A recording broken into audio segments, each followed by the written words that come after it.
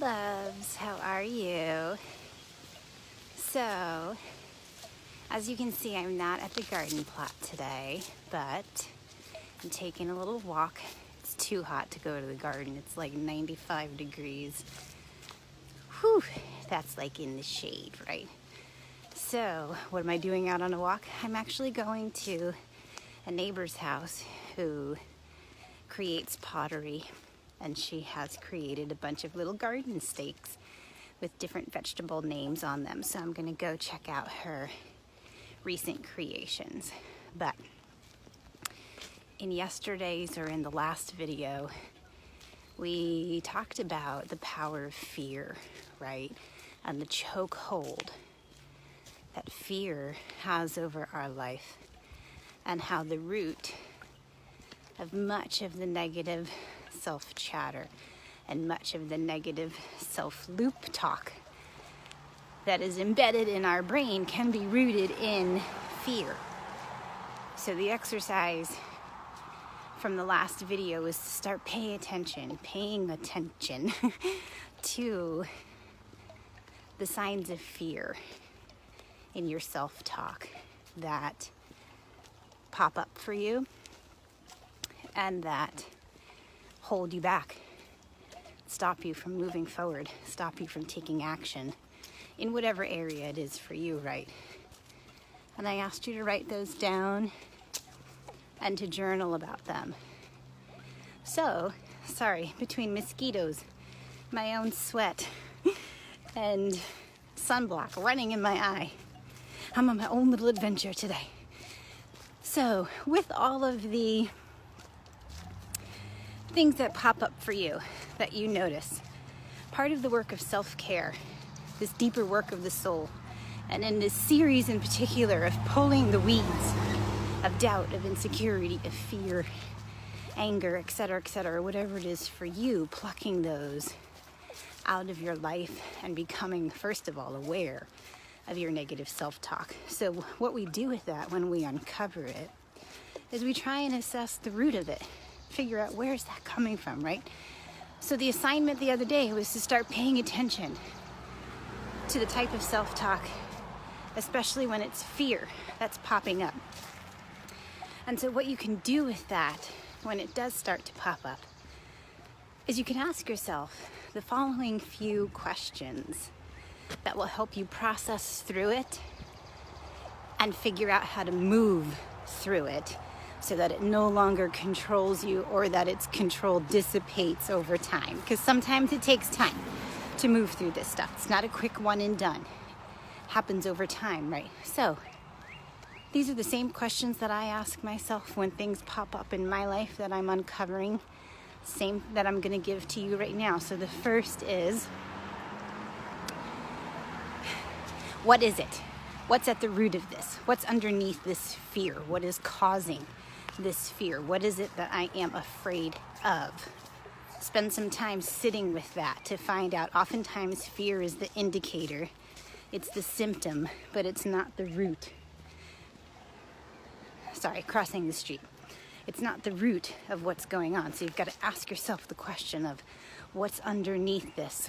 What's causing the fear? What am I afraid of?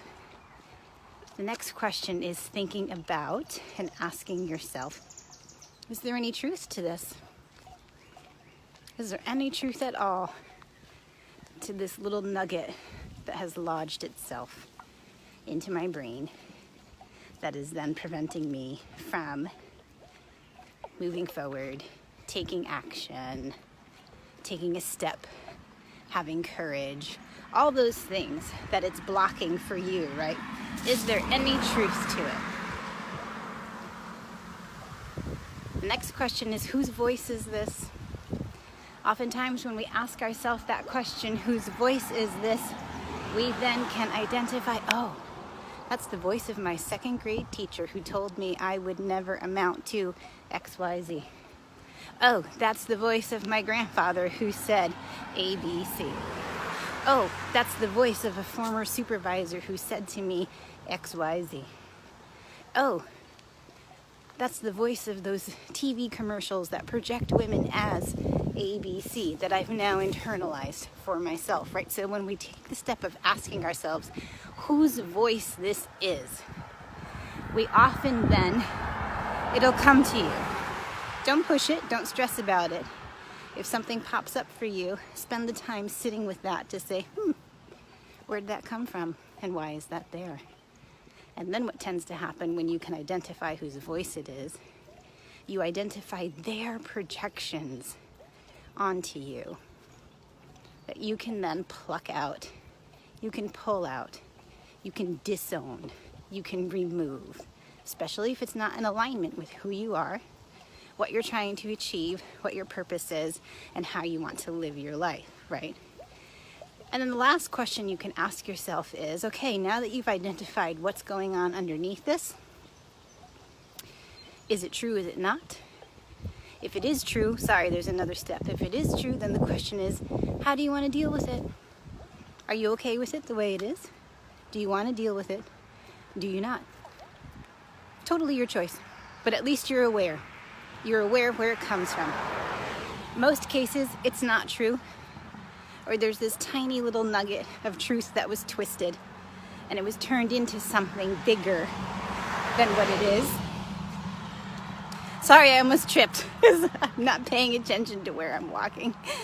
So, the last step in this is asking yourself what action steps you can take that will propel you forward, that will give you momentum, that will give you movement, so you can face this fear and so that you can take control over it so that it no longer paralyzes you, that it no longer has a chokehold over you, that it's no longer choking life out of you and preventing you from moving forward in whatever way it is that this voice is saying to you, you can't do this, or you'll never amount to that, or you won't live up to this, or you're not good enough for blah, blah, blah. All of that's bullshit, love. All of that is bullshit.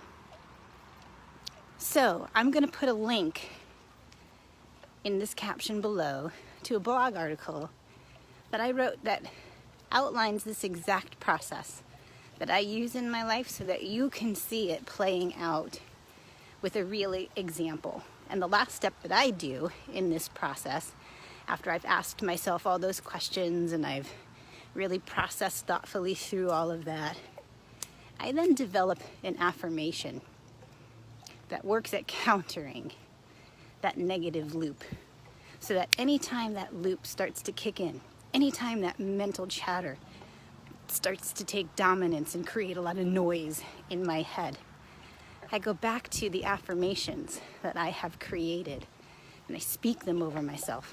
I read them out loud. I work at repeating them as often as I need to every day until that cycle is done. So, shoot me a DM. I'd love to know what's coming up for you and how you're moving through the things that are showing up for you so that you can continue, to walk in fullness, to walk in wholeness, so that you can carry out the amazing purpose that you have here on this earth without being bound, without being paralyzed, without being stifled, without having the weeds of self-doubt, of fear, of insecurity, and all the things that can hold you back. Now get outside and enjoy this day too.